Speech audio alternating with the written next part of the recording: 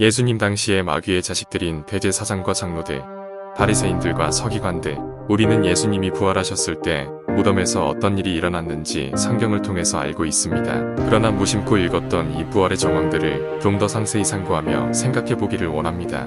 개역한계 마태복음 28장 11절에서 15절 10일 여자들이 갈제 파수꾼 중 몇이 성에 들어가 모든 된 일을 대제사장들에게 고하니 10이 그들이 장로들과 함께 모여 의논하고 군병들에게 돈을 많이 주며 13 가로되 너희는 말하기를 그의 제자들이 밤에 와서 우리가 잘 때에 그를 도적질하여 갔다 하라. 14 만일 이 말이 총독에게 들리면 우리가 권하여 너희로 근심되지 않게 하리라 하니 15 군병들이 돈을 받고 가르친 대로 하였으니 이 말이 오늘날까지 유대인 가운데 두루 퍼지니라.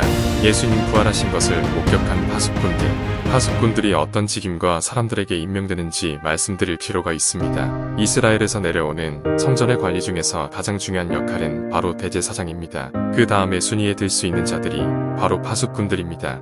파수꾼들은 그야말로 대제사장들이 가장 신이 많은 사람들에게 맡기는 직임입니다. 그러니 대제사장이 마귀의 자식이건대 파수꾼들은 마귀의 자식들이 아니란 법이 없을 것입니다.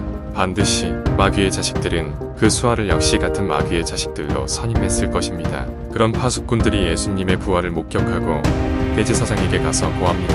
그러니 대제사장의 입에서 이런 말이 나옵니다. 파수꾼들에게 거짓말을 시키는 것이죠. 제자들이 와서 시신을 가져갔다라고 말하라고 거짓말을 시켰습니다. 여러분, 이 상황이 이해가 가십니까? 대제사장이란 어떤 직임입니까? 지성소에 들어가서 하나님을 직접 만나뵐 수 있는 권한이 부여진 직임이 바로 대제사장입니다. 모든 다른 제사장들이 그에게 명령을 받고 행합니다. 그리고 대제사장은 하나님과 가장 가까운 사이가 되고 그렇기 때문에 하나님의 말씀과 하나님에 대한 경외심으로 이를 수행해야 할 직임입니다. 그런데 이 대제사장들과 장로들은 예수님이 부활했다라는 소식을 듣고도 전혀 그 악에서 돌이키지 않았습니다. 이 더러운 짓을 시킨 대제사장들과 장로들이 과연 하나님을 섬기는 사람들이었겠습니까? 우리는 예수님 당시의 바리새인들과 서기관들이 아주 하나님의 말씀을 잘 지키고 경건한 사람이었다 라고 생각하도록 교회에서 가르침을 받았죠. 그러나 성경은 그렇게 이야기하지 않습니다. 어떻게 사람으로 태어나서 하나님의 아들이란 예수와께서 기적들을 행하시고 많은 가르침으로 사람들을 가르치셨는데 그분을 하나님 아들이라 인정하지 않고 죽이고 또 부활시자 거짓으로 사람들을 속이는 짓을 할 수 있겠습니까? 이방인이었던 예수님을 심판했던 빌라도도 예수님이 하나님의 아들이라는 것을 알고 심판 중에 두려워했다라고 나옵니다. 그런데 대제사장과 장로들, 바리새인들은 달랐습니다. 그 이유가 무엇이라고 생각하십니까? 네, 그들은 마귀의 자식들입니다. 그들은 일반 아담의 씨앗들이 아니었기 때문에 그런 짓들을 저지를 수 있었던 것입니다. 이들이 얼마나 부패하고 더러운 짓들을 행했는지 예수님께서도 이 땅 계실 때 그들의 누룩 가르침을 조심하라라고 말씀하셨습니다.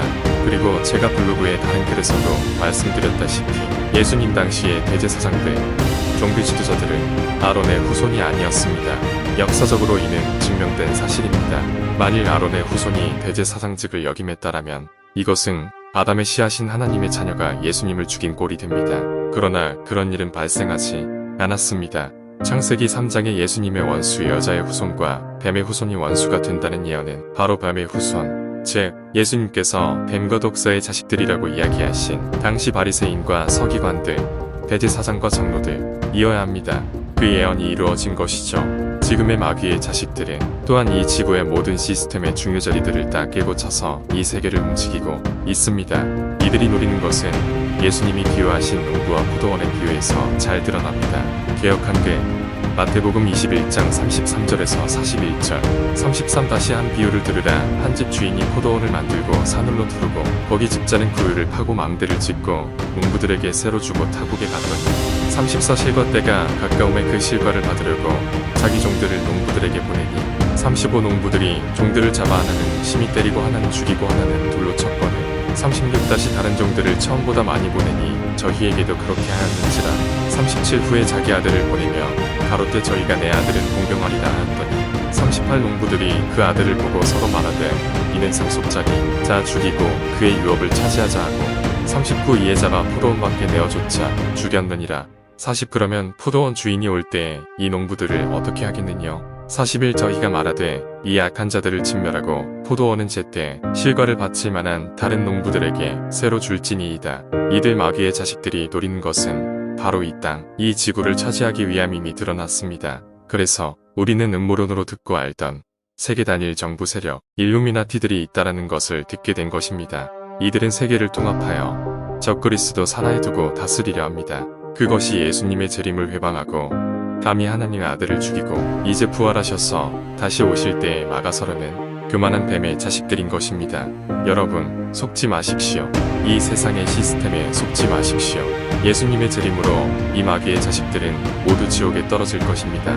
그들을 따라 넓은 문으로 들어가지 마시기 바랍니다. 그건 멸망의 자식이고 예수님께서 보내신 하나님의 씨앗들은 천국의 자녀들이고 생명책에 이름이 기록된 자들입니다. 여러분도 생명책에 이름이 기록되어 있는 자들이기를 소원합니다. 이 더러운 마귀의 자식들이 어떤 짓들을 펼칠지 경각심을 가지시고 세상을 보시기 바랍니다. 점점 예수님의 재림이 가까이 옵니다.